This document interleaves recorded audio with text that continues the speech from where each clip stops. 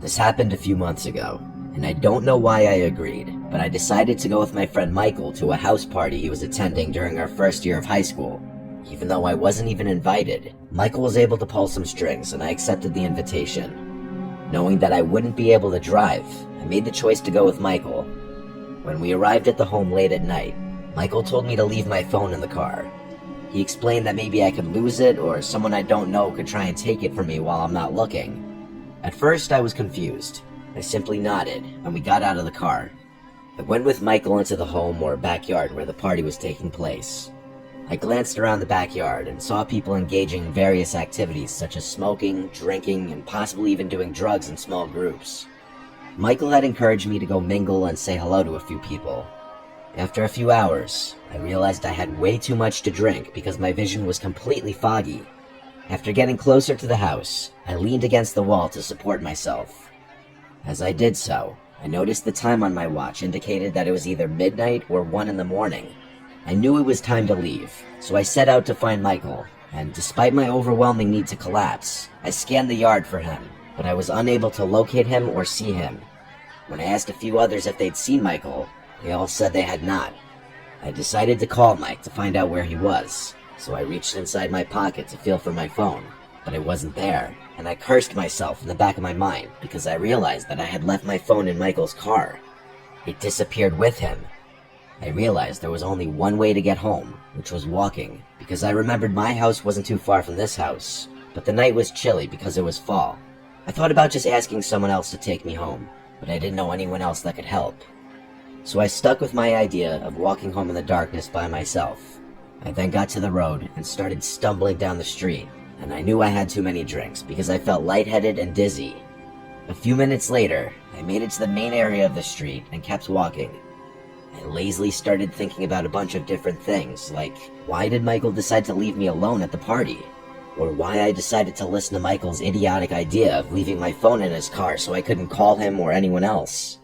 I started cursing myself for being so careless with my drinking and even getting drunk, knowing I shouldn't have done that. I stopped walking on the side of the road because I was getting tired, and I crossed my arms over my chest tightly to keep myself warm. Then I remembered something I could do, which was hitchhiking, and I then held out my arm and stuck out my thumb, hoping someone else could see me. I watched as a couple cars drove past me. They wouldn't stop, and as minutes ticked by, I started feeling uneasy, thinking I would have to start walking again. It was past 1 in the morning, and there were a few cars driving past me, but no one was stopping because they either didn't notice me or didn't care. I hesitated and thought about walking home again, but I realized that in my drunken state, it would be too daunting. I was still holding out my thumb when a gray truck pulled up and stopped in front of me, and I smiled as I stumbled towards the vehicle. The window rolled down, and an older-looking man with a beard asked me if I needed a ride. I told him yes, and then told him where my house was before getting into the truck, feeling grateful for the ride. As we started driving down the road, the man started trying to make small talk with me, asking what happened to me. However, I was too disoriented to have an actual conversation with him, and the only things I could manage to say were low mumbles or just murmurs and groans. As we turned the corner to my street away from the party, I started feeling uneasy. For some reason, I couldn't shake the feeling that something was strange about this man.